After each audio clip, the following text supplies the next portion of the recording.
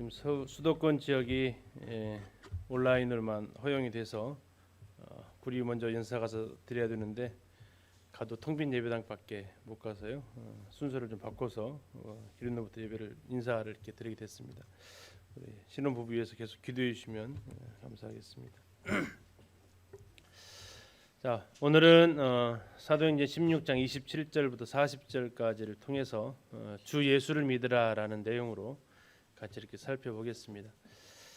지난달에 이 뒷부분까지 이렇게 계획을 했었는데 다 못해서 뒷부분 중심으로 같이 이렇게 살펴보겠습니다. 지난 시간에는 빌립보의 귀신 들린 소녀를 사도 바울이 귀신을 쫓아내고 그것으로 인해서 고난받고 그러나 하나님의 구원을 보는 장면까지 이렇게 보았습니다. 고통이 가져다 준 기쁨이 있었죠. 귀신 들린 그 여종이 매일같이 사도 바울을 따라다니면서 증언했을 때 그로 인해서 사도 바울이 귀신을 쫓아내주고 그로 인해서 구원받는 모습을 보았습니다. 또 그 일로 인해서 감옥에 gat혔지만 오늘 보시겠지만 그 일로 인해서 또 간수가 구원받는 모습을 볼 수 있습니다. 한 생명이 태어나기 위해서 해산의 고통이 있듯이 한 영혼들이 이렇게 구원받고 하나님께 돌아오는 가운데서도 이러한 산고의 고통이 있음을 보게 됩니다. 두 번째 장면에서 사도 바울이 감옥에서 하나님께 드렸던 기도와 찬송이 있었습니다. 귀신을 쫓아낸 대가로 그에게 돌아온 것은 감사가 아니었고 오히려 채찍이었고 착고에 채워지고 깊은 옥에 갇히는 수모를 겪어야만 했습니다. 아마 등에 피가 나도록 매를 맞았을 거고요. 한밤중까지 깨어나지 못했던 그들은 한밤중을 지나는 가운데 깨어나서 하나님 앞에 기도하게 되고 하나님 앞에 찬송을 하게 됩니다. 그리고 그 소리는 옥중에 퍼졌고요. 때로 우리가 생각했지 않았던 그런 고통의 순간이 그리고 그 시간적으로 봤을 때 와 지금 칠흑같이 어두운 한밤중을 지날 것 같은 순간이 우리에게 오더라도 그때 우리가 잊지 말아야 될 것은 바로 기도하고 찬송하는 것이었습니다. 왜 그러냐면 기도할 때에 하나님의 능력이 나타납니다. 기도와 찬송을 조용히 한 것이 아니라 옥중이 다 들리도록 기도와 찬양을 했을 때에 옥토가 움직이고 문이 열리고 사도들이 매였던 것이 다 벗어졌던 것처럼 우리가 기도할 때에 우리 삶의 어려운 순간에 기도할 때에 내 삶에 견고하게 변화될 것 같지 않았던 순간들이 변화되어지고 갇혔던 것들이 열려지고 나를 올감했던 것들이 벗어지는 일들이 동일하게 우리 가운데 일어날 것입니다. 사도 바울은 이러한 일들을 통해서 또 하나님의 구원하심과 또 역사를 같이 경험하게 됩니다. 오늘은 이제 주 예수를 믿으라고 사도 바울이 외쳤던 그 말씀을 토대로 27절부터 같이 보시겠는데요. 먼저 한번 생각해 보셨으면 하는 겁니다. 어떤 차이가 있을까요? 예수 그리스도와 그리스도 예수 무슨 차이가 있을까요? 예수의 뜻은 구원자입니다. 그리스도의 뜻은 기름 부음 받은 자입니다. 자, 그러면 이제 예수는 흔히 말하는 인성입니다. 우리 주님의 그리스도는 그분의 신성을 가리키고 있습니다. 보통 예수 그리스도는 인성을 보고 그 다음에 그분의 신성을 보았던 주님의 12 제자들에 의해서 많이 불려졌던 칭호였습니다. 그리고 그리스도 예수는 그리스도의 신성을 보고 그 후에 그분이 사람으로 오신 주님이구나라고 알았던 사도 바울에 의해서 많이 불려졌던 칭호이기도 합니다.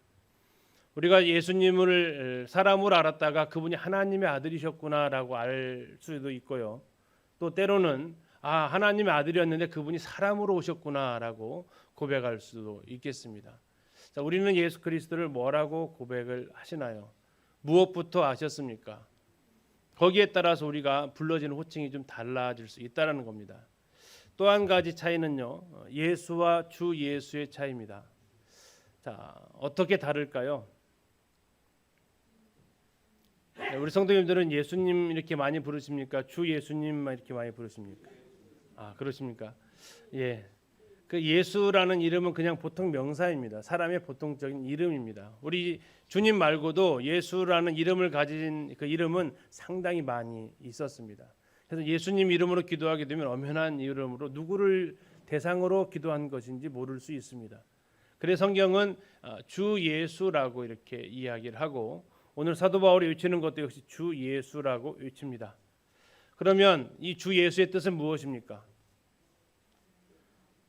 나의 주인은 예수님입니다라는 뜻입니다. 나의 주는 예수님입니다. 그리고 예수님이 나의 주인이십니다라는 뜻을 가지고 있습니다. 그래서 우리가 기도할 때에 예수님의 이름으로 기도합니다라도 하지만 좀 더 정확하게 한다면 주 예수님의 이름으로 기도합니다가 더 정확한 표현이 되겠습니다. 하나만 더 보실까요? 주님과 주인님 무슨 차이가 있을까요?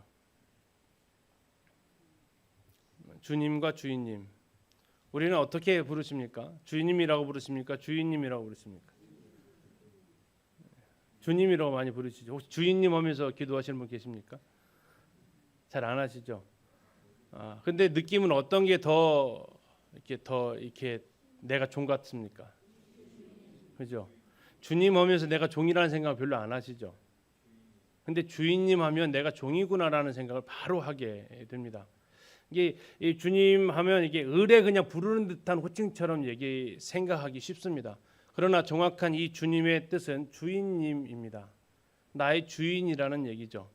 그러면 자연스럽게 이 단어는 관계를 나타내는 단어이기 때문에 그것을 호칭하는 사람은 나는 종이라는 것을 따라붙게 됩니다.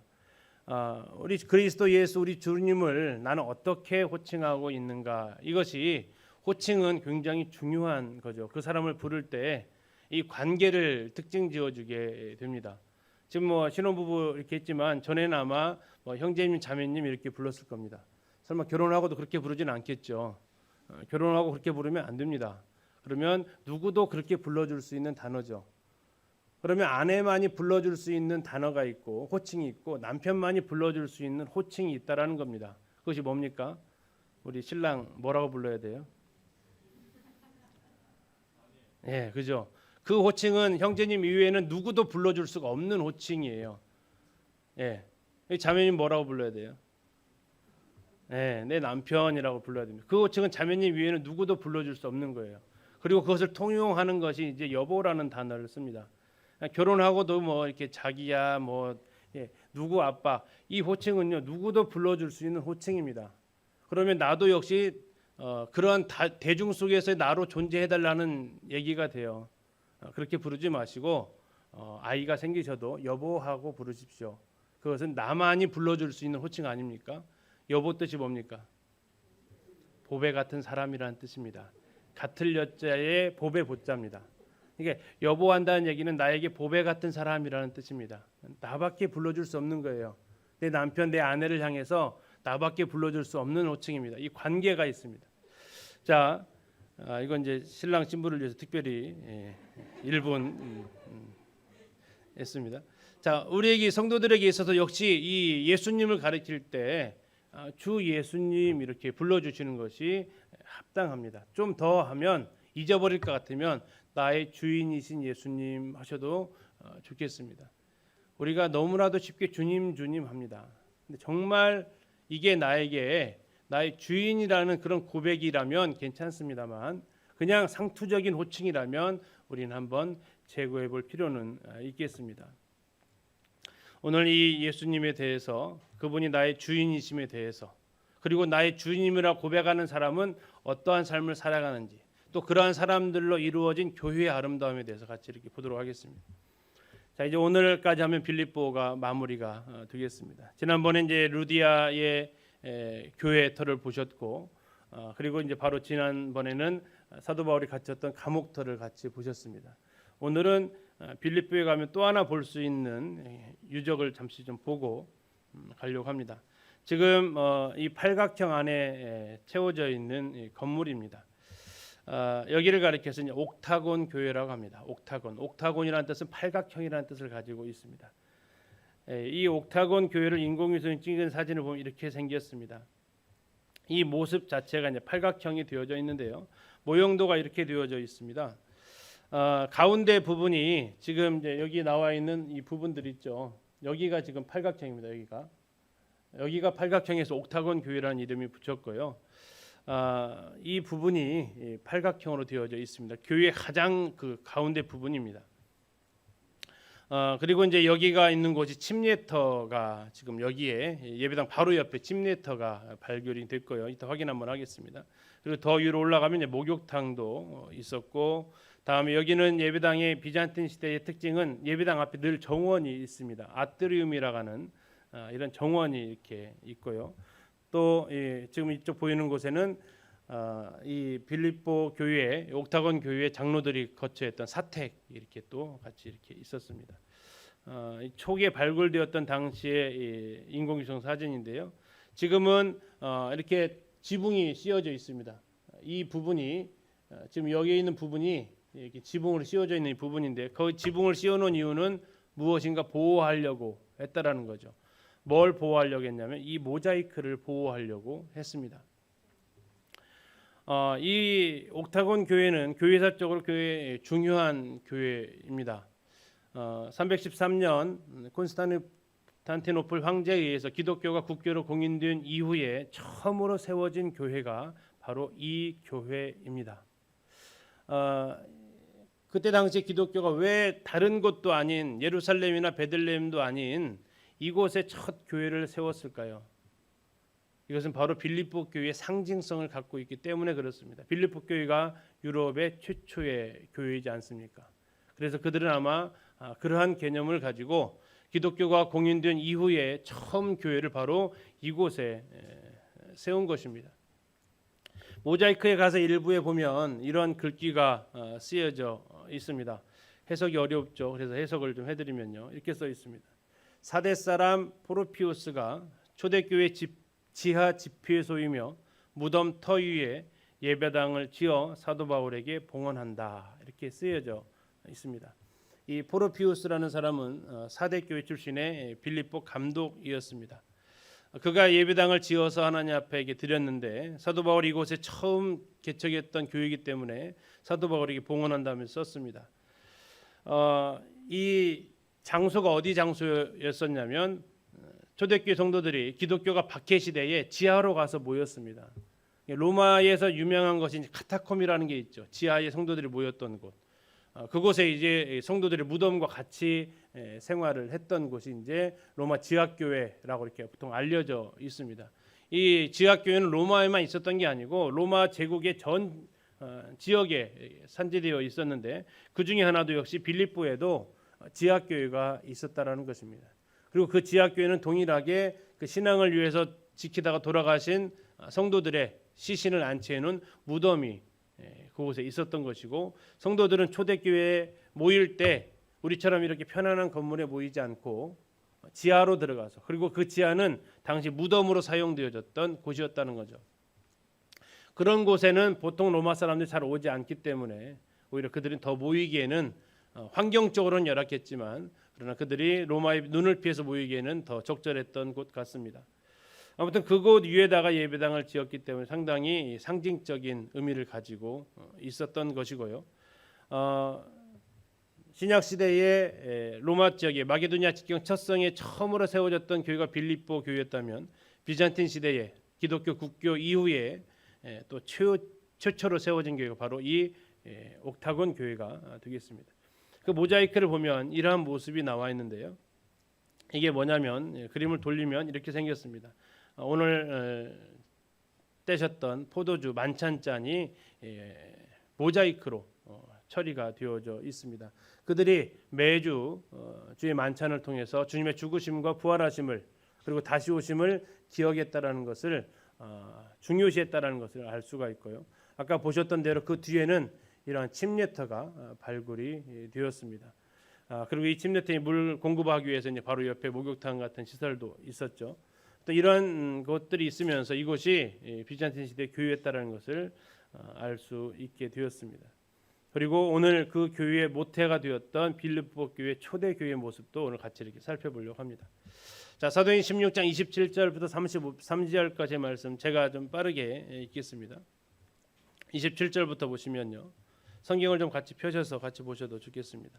자, 간수가 자다가 깨어 옥문들이 열린 것을 보고 죄수들이 도망한 줄 생각하고 칼을 빼어 자결하려 하거늘 바울이 크게 소리질러 이르되 내 몸을 상하지 말라 우리가 다 여기 있노라 하니 간수가 등불을 달라가며 뛰어들어가 무서워 떨며 바울과 실라 앞에 엎드리고 그들을 데리고 나가 이르되 선생들이여 내가 어떻게 하여 구원을 받으리이까 하거늘 이르되 주 예수를 믿으라 그리하면 너와 내 집이 구원을 받으리라 하고 주의 말씀을 그 사람과 그 집에 있는 모든 사람에게 전하더라. 그 밤 그 시각에 간수가 그들을 데려다가 그 맞은 자리를 씻어주고 자기와 그 온 가족이 다 세례를 받은 후 그들을 데리고 자기 집에 올라가서 음식을 차려주고 그와 그 온 집안이 하나님을 믿음으로 크게 기뻐하니라.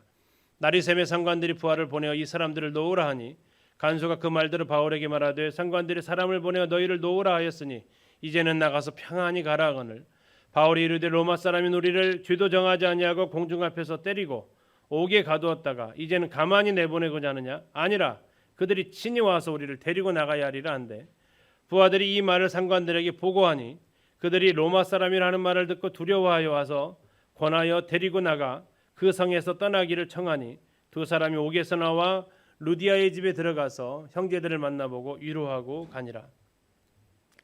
자, 이 상황은 대략 이렇습니다. 기도와 찬송을 했을 때에 옥터가 열렸고 그 사실을 안 간수는 이제 나는 죽었구나라고 합니다. 그러나 사도 바울이 우리 도망가지 않았으니까 걱정하지 마라 하고 그들 앞에 이 간수는 엎드려 구합니다. 내가 어떻게 해야 구원을 얻으리까? 그때 사도 바울이 외친 말이 우리가 그 참 유명한 주 예수를 믿으라. 그리하면 너와 내 집이 구원을 얻으리라. 지금도 이 말씀 붙잡고 기도하시는 성도님들이 많이 계십니다. 자, 그 역사가 이루어졌고요. 이 간수는 그 이야기를 듣고 그의 온 가족을 다 모읍니다. 그 밤중에. 그리고 그 가족들이 복음을 듣습니다. 그리고 그들에게 놀라운 구원의 역사가 일어났고 그들을 데리고 가서 침례를 바울이 줍니다. 또한 간수는 이제 사도 바울이 그 매맞았던 곳들을 다 씻어주고 음식을 대접하고 다시 감옥에 이렇게 보내죠. 아직 석방을 하면 안 되니까. 자, 그리고 나서 이제 상관들이 와서 이제 됐으니까 그 사람들 추방시켜라 합니다. 그때 바울이 발끈하죠. 나는 로마 사람인데 어떻게 내가 이렇게 불의한 재판을 받았는데 이렇게 나를 대우하고 가만히 내보내려고 하느냐. 그럴 수 없다. 직접 와서 나한테 사과하고 여기에 대해서 책임을 지고 나를 대우하면서 내보내라. 자, 이 사실을 간수가 다시 상관들에게 알립니다. 상관들이 로마 사람이라는 얘기를 듣고 와가지고 사도 바울에게서 얘기합니다. 아마 거의 100% 이렇게 있겠을까? 진작 말씀하시지 왜 이제 로마 사람인 걸 이제 얘기하십니까? 진작 얘기했으면 저희가 이렇게 무리하게 하지 않았을 겁니다. 죄송합니다. 제발 이 일을 좀 무마해 주십시오 하면서 정말 공손하게 대접하면서 나가달라고 부탁을 했을 겁니다. 자, 아무튼 이렇게 해서 바울은 이 사과를 받고 바로 나가지 않습니다. 루디아의 집에 있는 빌립보 교회에 찾아가서 위로하고 가게 됩니다. 자, 그 내용을 통해서 오늘 조금 더 깊게 살펴보도록 하겠습니다. 자, 자다가 간수들이 깨어났습니다. 왜 깨어났을까요? 지진이 일어났으니까요. 뭐 대단한 지진이 일어난 것 같습니다. 그래서 그들이 깜짝 깬 겁니다. 자, 깨자마자 뭘 확인합니까? 옥문이 열렸다라는 것을 바로 보게 됩니다. 자, 이 죄수들은 옥문이 열리면 당연히 타로 가게 될 수밖에 없기 때문에 그건 뭐 재론의 여지가 없었습니다. 죽었구나. 왜냐하면 당시 사도행 12장 19절에 봐도 베드로를 가둬뒀던 그 사람들이 천사가 베드로를 데리고 나가죠. 그것이 헤롯이 그 죄를 물어서 그들을 죽이게 됩니다. 왜냐하면 간수는 죄인이 타로 가게 되면 자신의 생명으로 그들의 생명을 대신해야 되었던 것이 당시 로마의 법이었기 때문에 자기들은 이제 그렇게 죽느니 그냥 자결하겠다라고 선택을 한 겁니다. 그런데 바울이 크게 소리를 지릅니다. 뭐라고 하냐면 우리가 다 여기 있다. 우리 도망가지 않았다. 죽지 말아라 라고 외치게 됩니다. 우리가 다 여기 있노라. 자, 사도 바울이 그 한밤중에 기도했다고 그랬잖아요. 그래서 기도 중에서 무슨 기도는 안 했다고 그랬죠? 제발 여기서 좀 건져내 주십시오라는 기도는 안 했을 거라고 우리가 지난번에 봤어요. 왜 그러냐면 안 도망가잖아요. 여기서 제발 좀 건져내 주십시오 하면은 주님 우리를 풀어주시는구나 하고 나갔을 텐데 안 나가요. 무엇인가 하나님의 뜻하신 계획이 있다는 것을 알게 되었던 겁니다. 아무튼 이 소리를 듣고 간수는 등불을 달라고 해서 깊은 옥에 있었기 때문에 그 안으로 뛰어 들어갑니다. 그리고 바울과 실라를 확인하고 무서워서 벌벌 떱니다. 왜 무서웠을까요? 이들은 과연 누구냐 이거죠. 이들은 과연 누구냐. 그리고 그 앞에 엎드립니다. 엎드린다는 얘기는 그들을 향해서 이건 정말 범상치 않은 인물들이구나라는 것을 그가 느꼈다라는 거죠. 자, 그리고 나서 바울과 실라를 깊은 옥에서 이제 지상으로 데리고 아마 나왔을 겁니다. 데리고 나와서 얘기합니다. 선생들이여, 내가 어떻게 하여야 구원을 받으리이까? 자, 여기에 사용되어진 단어가 선생들이여라고 나와 있는데 조금 더 정확히 이 헬라어를 번역한다면 주여라고 번역되어져도 괜찮습니다. 단순한 선생들이 아니고 주님 이렇게 얘기하는 겁니다. 헬라어로 큐리오스입니다. 주여, 내가 어떻게 해야 구원을 얻겠습니까? 받을 수 있겠습니까? 자, 이 질문은 좀 당돌하지 않습니까? 차근차근 질문한다면 어떤 질문을 먼저 했어야 될까요? 어떻게 도망가지 않으셨습니까? 이게 먼저 질문이 나와야 될 법한데 그 질문부터 하기 전에 먼저 얘기합니다. 내가 어떻게 하여야 구원을 받을 수 있습니까? 느닷없이 이 두 바울과 실라한테 구원을 얘기합니다. 내가 어떻게 해야 구원을 받을 수 있습니까? 도대체 사도 바울이 누구인 줄 알고 이런 얘기를 했을까요? 아마 사도 바울이 이 다닐 때에 여종들이 귀신 들린 여종이 외쳤던 얘기가 있었죠. 무슨 얘기를 했습니까? 이 귀신 들린 여종이 외쳤던 말이 뭡니까? 귀신들이 이렇게 얘기합니다. 이 사람들은 지극히 높은 하나님의 종으로서 구원의 길을 너희에게 전하는 자라라고 이렇게 외쳤어요. 귀신의 여종이. 이 간수들도 이 귀신의 여종이 외쳤던 그 소리를 아마 기억하고 있었던 것일까요? 아니면 옥중에서 기도하고 찬송하는 그 소리를 그들이 들었을까요? 아니면 갑자기 옥문이 열렸음에도 불구하고 도망가지 않았던 이들의 모습에서 그들은 무엇인가를 생각하게 되었을까요? 성경은 거기에 대해서 아무 얘기를 하고 있지 않습니다. 그러나 어쨌든 이 간수들은 이 상황에서 자기가 지금 죽으려고 했었잖아요. 자결하려고 했었습니다. 이 상황에서 그러면 자기가 어떻게 구원함을 받을 수 있을지에 대해서 바울과 실라에게 묻게 됩니다. 이때 바울의 답변입니다. 참 심플합니다. 뭐라고 합니까? 주 예수를 믿으라. 그리하면 너와 내 집이 구원을 받으리라. 자, 여기서 첫 번째 이 주 예수를 믿으라. 주라는 단어는 거의 같은 단어입니다. 큐리오스에서 나온 단어입니다. 그런데 이 이야기입니다. 우리가 주가 아니고 내가 주가 아니고 주는 누구다? 주는 예수가 주다라고 얘기하는 겁니다. 예수 그리스도가 주다. 그러니까 나에게 구원을 요청할 게 아니라 그 예수를 너희가 믿어야 된다라고 지금 이야기를 하고 있습니다. 유일하신 주님인 오직 한 분이신 그분 예수 그리스도가 너희의 주인이시다라고 이야기를 하고 그분을 믿을 때에 구원을 얻을 수 있다라고 얘기하는데 하나 더 얘기하죠. 너뿐만 아니라 누구도요? 너의 집도 구원을 받으리라라고 이야기를 합니다. 너와 내 집이 구원을 받으리라. 이 말씀 가지고 참 많은 성도들 기도하고 계시죠. 부모들을 위해서 자녀들을 위해서 기도하시는 많은 성도들이 있습니다. 이 말씀이 어떻게 응답이 되었을까요? 왜 이렇게 내 가족은 그렇게 더디기만 할까요? 그런데 이 빌립보 간수는 어떻게 그렇게 빨리 이 약속이 이루어졌을까 하는 애탐이 우리 성도님 가운데 많이 계실 겁니다. 성경에서 한 사람으로 인해서 가족이 구원받은 경우가 있나요? 누가 있죠? 예, 그렇습니다. 기생 라합이 있습니다. 기생 라합이 있는데 우리는 잠시 여기서 한번 이 묵상하면서 생각을 좀 해봤습니다. 이 여리고에 있었던 기생 라합은 가나안 첫 성에 있었습니다. 이 빌립보는요 마게도냐 첫 성이라고 나와 있습니다.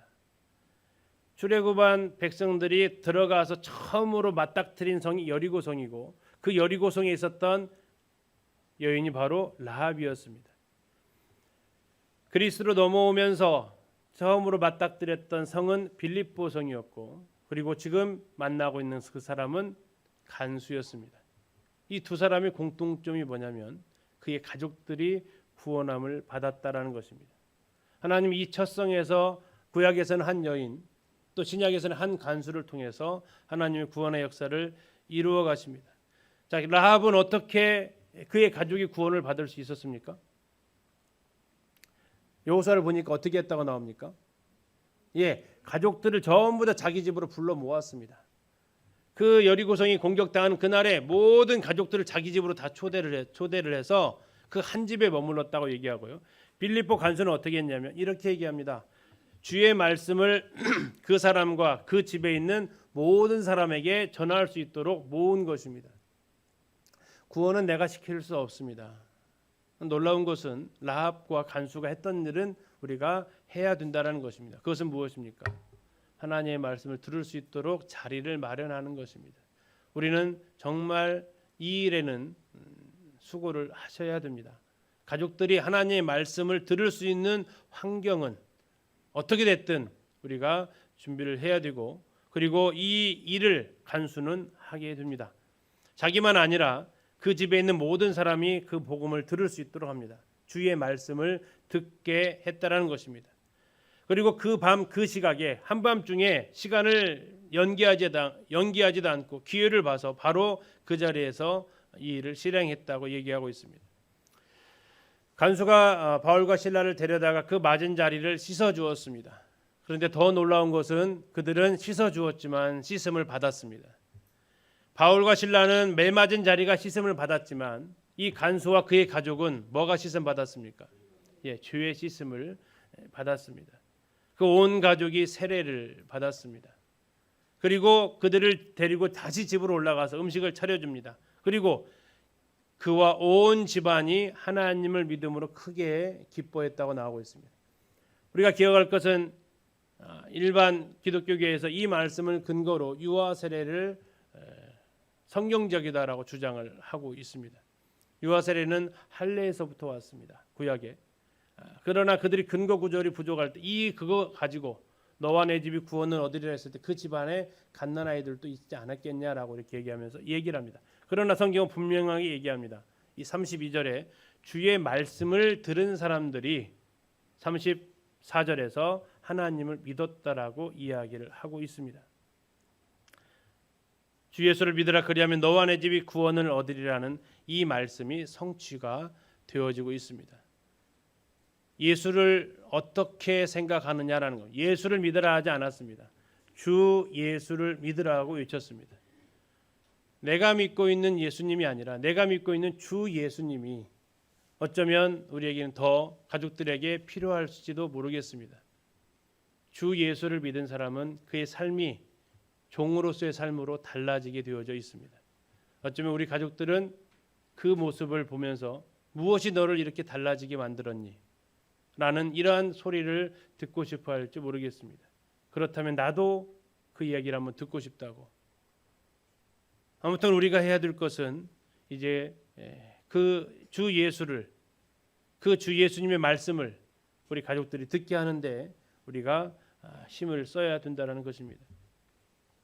자, 이제 날이 밝았습니다. 상관들이 이 사람을 놓으려고 하니까 이제 그리고 이 간수가 얼마나 이 소식을 기뻐했겠습니다. 드디어 풀려나는구나.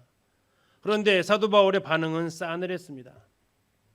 이 간수가 와가지고 바울과 실라 선생님 이제 석방입니다. 이제 풀려나셨습니다.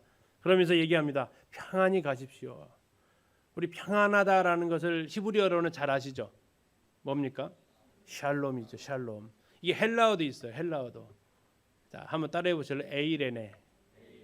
이게 지금 헬라식 평안히 가십시오 인사입니다.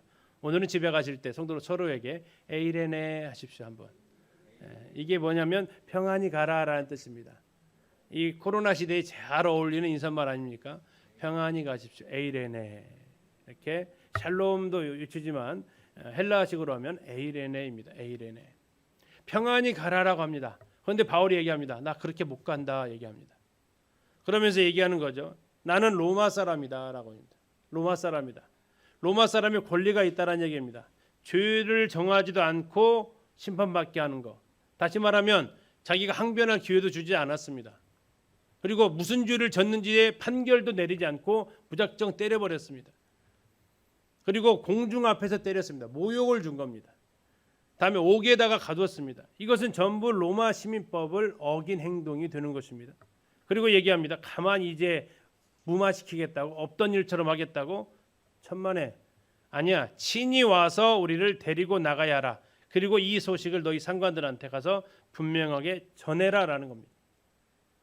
한번 생각해 보겠습니다. 사도 바울이 왜 매 맞을 때는 이 권리를 안 썼을까요? 잠깐 하면서 나 로마 시민이요 라고 했으면 매 맞을 일도 없었어요. 그런데 왜 매 맞을 때는 그렇게 조용하더니 이제 매 맞고 나서 왜 매 맞고 나서 시민권을 꺼내드냐 이거죠. 도대체 왜 그랬을까요? 이제 이게 한번 생각을 한번 해보시면서 당시 로마법은 이랬습니다. 이 로마법을 다시 말하면 발렌시안 법과 포르시안 법이 이제 여기 로마법에 해당이 되는데 주요 맥락은 이렇습니다. 이게 책 한 권짜리인데요. 요약하면 이렇습니다. 로마 시민은 본인의 동의 하에서만 재판을 받을 수 있다. 동의하지 않으면 지방 재판이 아니라 가이사한테 바로 항소할 수 있다는 얘기입니다.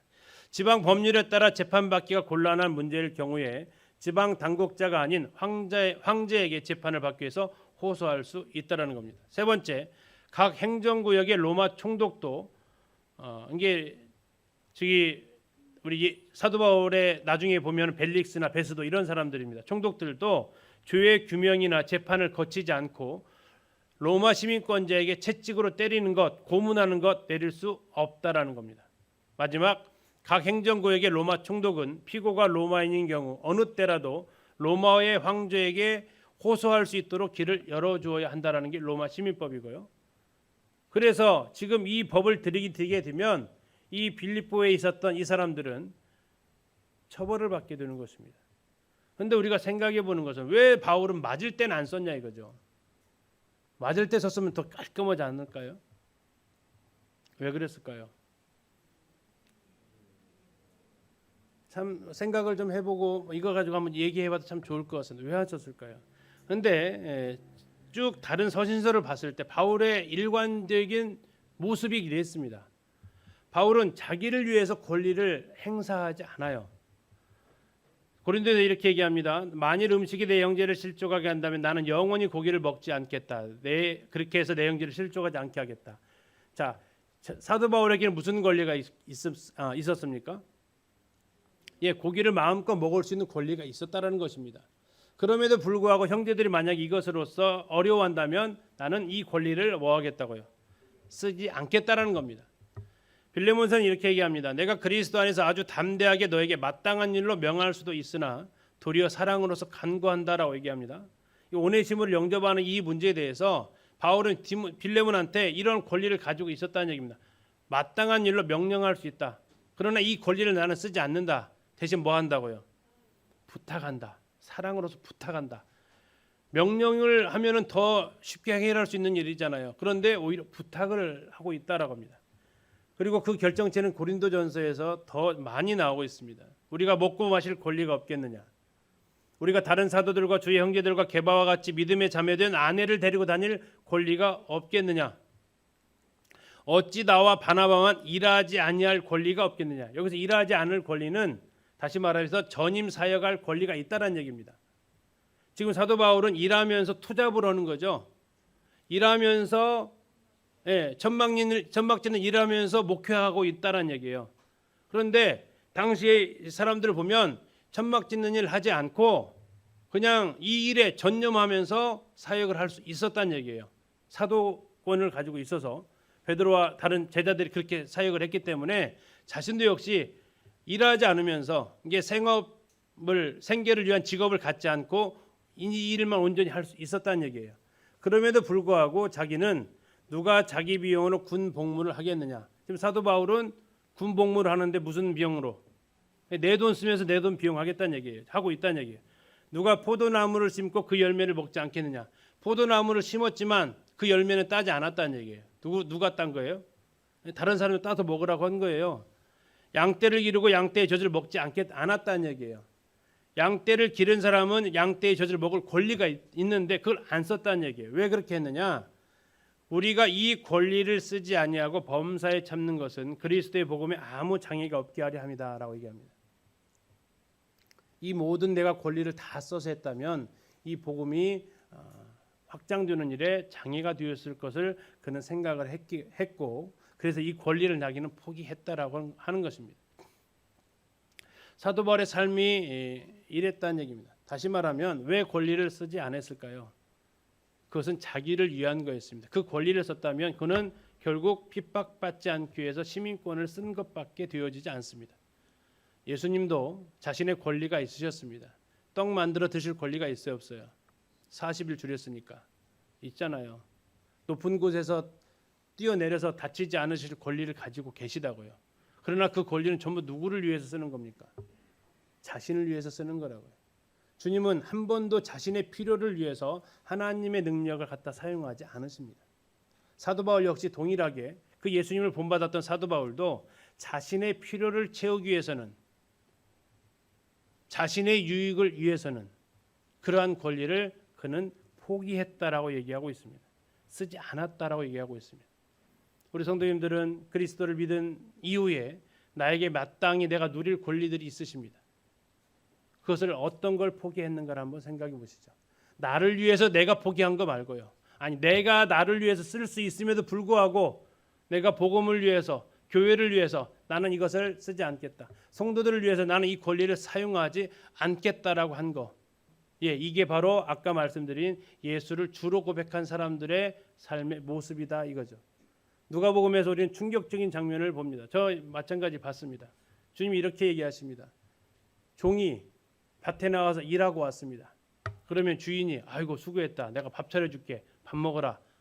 그렇게 할까요? 그렇게 안 한대요. 오히려 자 이러고 왔냐? 그러면 밥상 좀 차려라. 그리고 나 먹은 다음에 너 먹어라. 이게 주인과 종의 바른 관계라고 얘기하십니다. 그리고 종 너는 반드시 이렇게 대답을 해야 된다. 뭐라고요? 우리의 하여야 할 일을 한 것뿐입니다. 나는 무익한 종입니다. 이게 예수를 주로 고백한 사람들의 고백이란 얘기죠. 오늘날 교회가 시끄러운 이유가 무엇입니까? 왜 성도들 사이에 다툼이 일어나고 시끄럽습니까? 내 권리를 주장하기 때문에 그렇습니다. 나는 그런 무시당할, 또는 내가 그렇게 나는 충분히 그러한 대접받을 자격이 있어. 이러한 생각이 교회 안에 들어오게 되면 교회는 시끄럽고 어지럽습니다. 이것은 예수를 주로 고백한 사람의 태도가 아니라는 것이 사도 바울의 이 모습 통해서 드러납니다. 왜 맞기 전에 썼으면 편했을 거 아닙니까? 그렇게 되면 그는 항상 자신의 이 시민권을 자기를 위해서 쓰고 다닐 겁니다. 주님이 그렇게 안 하셨다라는 거죠. 그는 근본 하나님의 본체시나 하나님과 동등됨을 취할 것으로 여기지 않으셨습니다. 마땅히 하나님 대우를 받을 수 있는 권리가 있으셨지만 그분은 그것을 포기하셨다는 거예요. 왜 포기했을까요? 그 권리 주장하면 어떻게 됩니까? 죽으실 수 없는 거예요.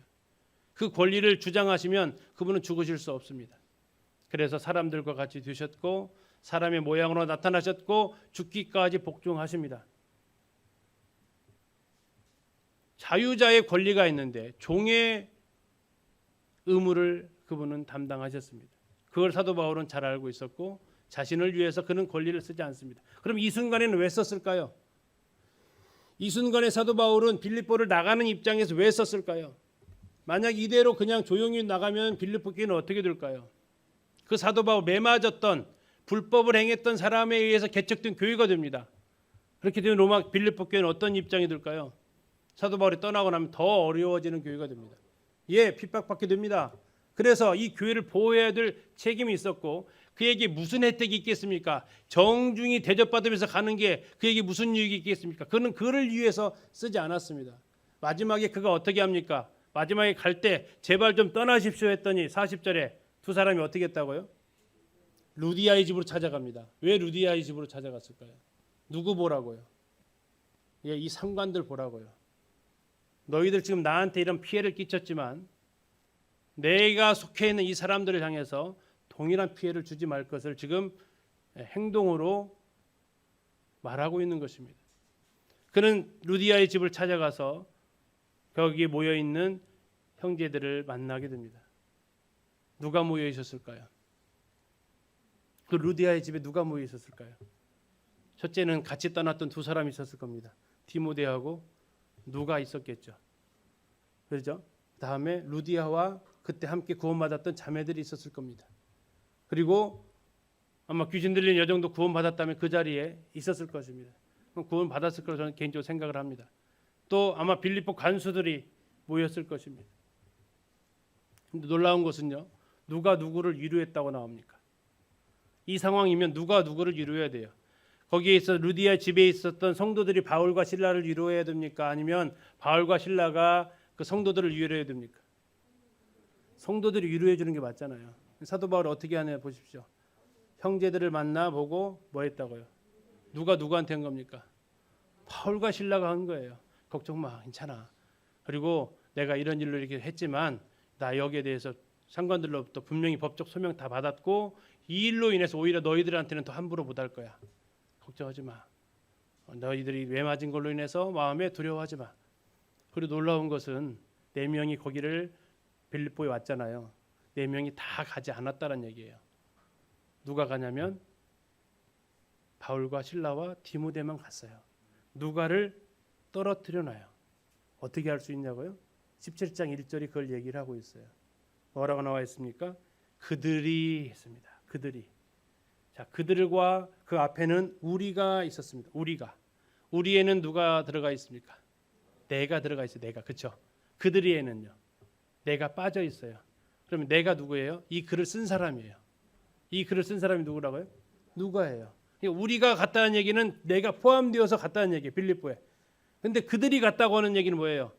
나는 거기서 빠져나와 있다는 얘기예요. 그럼 나는 어디 있다는 얘기예요? 지금 빌립보에 있다는 얘기예요. 처음 시작하는 그 교회, 그 빌립보 교회에 차마 4명이 갔는데 다 거기에 있지 않고 어떻게 했다고요? 누가를 떨어뜨려 놓은 거예요. 누가를 떨어뜨려 놓고 자 이제 너희 이 누가야 네가 이 빌립보 교회를 잘 돌아봐라 하고 부탁하고 간 거예요. 그리고 들어갈 때는 4명이 갔는데 나올 때는 몇 명이 나온 거예요? 그럼요. 3명이 나온 거예요. 이 빌립보 교회의 시작은요. 한번 생각해 보세요. 지금 16장에서 구원받은 사람이 저 3명이에요. 첫 번째 구원받은 사람 루디아 누구라고 나와 있냐면 하나님을 경유하는 사업가입니다. 여자 사업가였어요. 이방 사람이었습니다. 두아디라 출신이었어요. 터키 땅입니다. 두 번째 귀신 들린 여자 아이 소녀 구원받았습니다. 세 번째 방금 전에 간수 퇴역군인입니다. 그가 구원받았습니다. 공통점이 뭡니까? 저 3사람의 공통점이 뭐예요? 민족도 달라요. 사회적 신분도 달라요. 성별도 다르고요. 뭐가 공통점이에요? 예, 그렇습니다. 예수를 주로 고백한 사람들이 공통점입니다. 그는 우리 화평이신지라 둘로 하나를 만들었습니다. 빌립보 교회 보니까 저 셋을 하나로 만들었습니다. 원수된 것 곧 중간에 막힌 담을 자기 육체로 하셨습니다. 여기에 나와 있는 중간에 막힌 담 유대인과 이방인을 막았던 그 성전에 있었던 담을 얘기하는데 저 이 3명 사이에 보이지 않았던 사회적 담을 주님께서 자기 육체로 하셨습니다. 법조문으로 된 계명의 율법을 폐하셨으니 이는 이 둘로 이 셋으로 자기 안에서 한 세 사람을 지으셨습니다. 그게 바로 교회입니다. 그리고 그들로 화평하게 하셨습니다. 화평할 수 없는 집단입니다. 또 십자가로 이 둘을 이 셋을 한 몸으로 하나님과 화목하게 하셨습니다. 무엇으로요? 원수된 것을 십자가로 소멸하셨습니다. 그래서 그로 말미암아 우리 셋이 한 성령 안에서 아버지께 나아가는 존재가 되었습니다. 우리 성도님들 옆에 계신 분들 한번 보세요. 뭐가 공통점이세요? 옆에 있는 분들하고 무슨 공통점이 있으세요? 예, 저 십자가 아니면 우리가 이 자리에 같이 앉아 있을 무슨 하등의 이유가 있겠습니까? 직업인들 같습니까? 취미가 같으세요? 성격이 비슷하세요? 공통점이 별로 없어요. 우리 주 예수 그리스도의 저 십자가 외에는 우리에게 공통점이 별로 없어요. 저게 없었다면 알고 지내기가 참 쉽지 않았을 사이 아닙니까? 정말 다르지 않습니까? 어떨 때 성도들을 볼 때 이런 생각도 안 드세요? 와, 진짜 예수님 아니면 정말 감당 안 되는 사람이네. 이런 생각 들지 않으세요? 정말 예수님 필요하긴 필요하시네. 근데 나를 볼 때도 그러잖아요. 예, 예수님 아니면 안 되는 사람들이 모였습니다. 그리고 우리는 정말 다른데 정말 중간에 막힌 담들이 있는데 정말 하나 될 수 없었는데 그리스도 안에서 우리는 하나 되었습니다. 교회 아름다움이 뭡니까? 지금 2층에 모친 부친들 계시지만 저 어르신부터 저 6층에 있는 학교 들어가지 않은 그 어린아이까지 한 곳에 모일 수 있는 공동체가 어디에 있어요? 이 땅에. 취미별로 모이고 직업군으로 모이지만 갓난아이부터 할아버지 할머니까지 하나 된 마음으로 모일 수 있는 곳은 교회밖에 없습니다. 무엇이 그들을 하나로 묶어줍니까? 저 십자가가 우리를 하나로 묶어줍니다. 우리는 한 세 사람이 되었습니다. 교회가 되었습니다. 이것이 무슨 능력입니까? 복음이 가져다 준 능력입니다. 예수를 주로 고백한 사람들의 모임입니다. 그리고 이 교회는 어떻게 유지됩니까? 자기를 위해서 자기 권리를 쓰지 않는 사람들에 의해서 이 교회는 유지되어집니다. 그래서 이 빌립보 교회는 어떠한 교회로 사도 바울에게 남아 있습니까? 기도할 때마다 감사하는 교회로 사도 바울은 빌립보 교회를 기억한다고 빌립보서에서 그는 그렇게 고백을 하고 있습니다. 예, 기름노 교회가 바로 그와 같은 교회가 되기를 기도합니다. 감사합니다.